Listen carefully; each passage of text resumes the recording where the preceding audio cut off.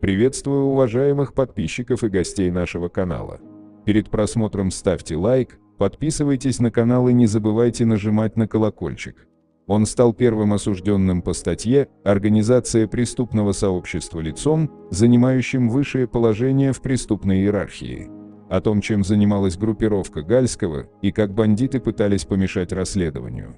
В июне 2013-го в центре Барнаула 8 неизвестных с обрезами охотничьих ружей и травматическими пистолетами напали на автомобиль местного криминального авторитета Ахмеда Габибова. Он чудом выжил в перестрелке, однако погиб его водитель Жабоев. Громкое убийство поставило на ноги все силовые структуры города. Через пару дней в полицию пришел представитель конкурирующей преступной группировки и написал явку с повинной, указав, что действовал в целях самообороны. Оперативники не поверили и отправили стрелка в СИЗО. Вскоре там оказались еще 5 участников нападения. Задержания продолжались целый год. Последним за решетку попал вор в законе Мамука Чкадуа, лично отдавший приказ на устранение Габибова. Его арест поставил жирную точку в крупной спецоперации по ликвидации организованного преступного сообщества, действовавшего в регионе.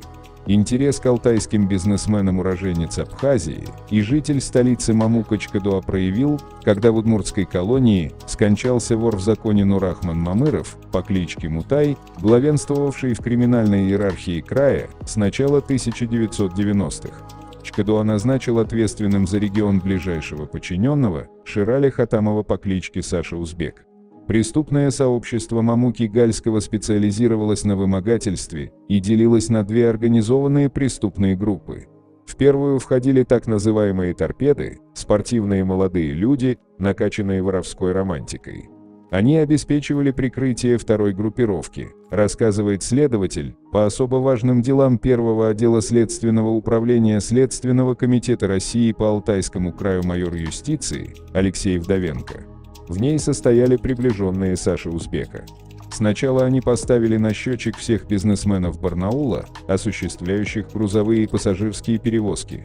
В дальнейшем подмяли под себя предпринимателей в других крупных городах региона. Бандиты назначали таксу, а также время и место передачи денег. Собранные средства уходили на нужды сообщества и в так называемый общак. Если кто-то из коммерсантов не хотел платить или вмешивались представители других группировок, то к решению вопроса подключали торпед. Те пускали в дело кулаки, ножи, бейсбольные биты и огнестрельное оружие. Нескольких криминальных авторитетов и непокорных коммерсантов расстреляли из травматики и избили арматурой. Нередко разборки происходили на глазах у горожан и перерастали в массовые погромы. ОПС несколько лет разрабатывали оперативники из отдела по борьбе с организованной преступностью и следователи краевого управления. Аресты начались летом 2013-го. После убийства Жабоева за решетку угодили сразу 5 торпед, но ОПС продолжала преступную деятельность, объясняет Вдовенко. Тогда мы проанализировали все собранные материалы, детализировали звонки, агентурные сведения, номера банковских карт и вышли на остальных участников преступного сообщества, в том числе и на Чкадуа. Его задержали на воровской сходке в Москве в июне 2014-го. Масштаб группировки Мамуки Гальского произвел впечатление даже на опытных силовиков. По их данным, сообщество насчитывало более 100 человек. Бандиты ежедневно получали дань с коммерсантов всего региона. К примеру, с одного из бизнесменов они требовали 45 миллионов рублей. Каждую неделю львиная доля средств уходила в Москву и оседала в кармане Чкадуа. Причем сами торпеды практически ничего не получали. Их лишь бесплатно кормили в столовой, заправляли им автомобили и давали по паре тысяч на личные расходы. Все сливки снимали Чкадуа, Саша Узбек и их приближенные. Следователи отмечают, что Мамука Гальский умело обрабатывал участников сообщества психологически, прививая им блатную романтику. Были случаи, когда Хатамов включал телефон на громкую связь, и Чкадуа из Москвы лично общался с подчиненными, называл их братьями и объяснял, что от них требовалось. После такой промывки мозгов убедить кого-то, дать показания на вора в законе, было крайне непросто. Приходилось рассказывать, что кроме блатной есть и другая жизнь, нормальная. На сделку со следствием пошли всего несколько человек. Их допрашивали в строгой секретности, ведь в криминальной среде сдавших вора в законе запросто могут убить, вспоминает следователь Следственного комитета. Еще сложнее было разговорить потерпевших, многие члены ОПС оставались на свободе и оказывали следствию серьезное сопротивление. Я сам один раз серьезно перепугался, когда свидетелю, давшему показания, разбили машину. Ведь мы тогда не смогли его защитить. В итоге следователям все-таки удалось убедить 48 пострадавших рассказать о вымогательствах.